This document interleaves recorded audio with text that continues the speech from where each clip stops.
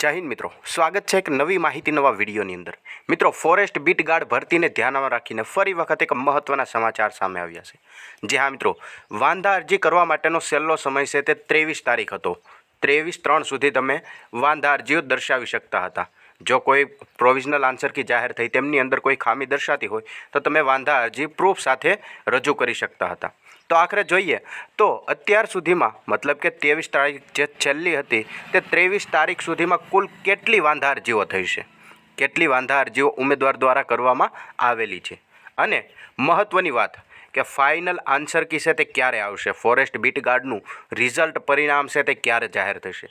જ્યાં મિત્રો તમામ માહિતી છે તે વિડીયોની અંદર વિગતવાર જોવાની છે, માટે ખાસ કરીને વિડીયોને અંત સુધી અવશ્ય જુઓ।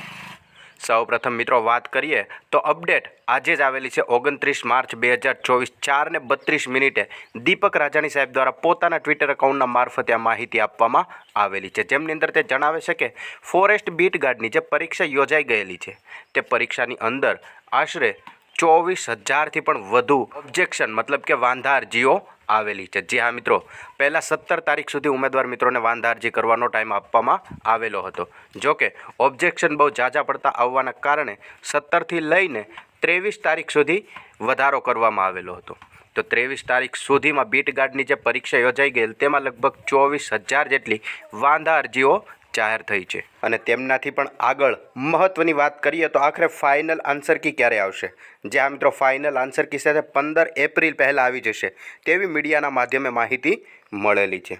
વાત કરીએ તો કુલ 823 પોસ્ટ માટે જે 4,18,000 જેટલા ઉમેદવાર મિત્રોએ પરીક્ષા આપી તેમાંથી પરીક્ષા આપ્યા બાદ પ્રોવિઝનલ આન્સર કી જાહેર કરવામાં આવી અને પ્રોવિઝનલ આન્સર કી સામે લગભગ 24,000 જેટલા ઉમેદવાર મિત્રોએ ઓબ્જેક્શન દાખલ કર્યું છે, વાંધા અરજીઓ દર્શાવેલી છે। હવે વાંધા અરજીઓને ધ્યાનમાં રાખીને ફરી વખત ફાઇનલ આન્સર કી છે તે જાહેર કરવામાં આવશે અને ફાઇનલ આન્સર કી છે તે લગભગ 15 એપ્રિલ પહેલાં જાહેર કરી દેવામાં આવશે તેવી માહિતી મીડિયાના માધ્યમે મળેલી છે। તદુપરાંત આવી માહિતી જોતા રહેવા માટે હમણાં ચેનલને સબસ્ક્રાઈબ જરૂરથી કરી લેજો અને બાજુમાં આવેલા બેલ આઇકનને પણ ઓન કરી દેજો, જેથી કરીને આવી તદ્દન નવી માહિતી તમારા સુધી સૌથી પહેલાં પહોંચતી રહે।